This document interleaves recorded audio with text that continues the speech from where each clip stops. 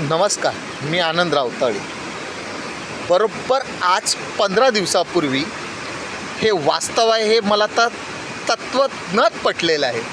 कारण मी आता उभा आहे माणगाव खोऱ्यात, दुकानवाड गावाजवळ, जिल्हा सिंधुदुर्ग, तालुका सावंतवाडी. मी ह्या पुलाचा आधीसुद्धा व्हिडिओ टाकलेला की या पुलाच्या वरती काहीतरी कारवाई करून हा पूल चालू करा, आणि मी म्हटलं तसंच झालं आहे. बघा, पुलाच्या दोन्ही बाजूला गाड्या अडकलेल्या आहेत, मुंबईतून चाकरमानी आलेले आहेत. पण शेवटी हे पाणी ओसरल्याशिवाय यांना त्या बाजूला जाऊ शकत नाही. आणि आता हे पाणी कधी ओसरेल त्याची वाट बघत जवळजवळ 3 तास झाले आहेत. या गाड्या अशाच राहिल्या आहेत. आता खरी गंमत बघा, मी जेव्हा हा व्हिडिओ टाकला जर तेव्हाच काही कारवाई केली असती ना, तर आज ही वेळ गणेश भक्तावर आली नसती.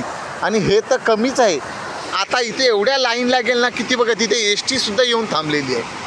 झालं, बोंबलले ना आता.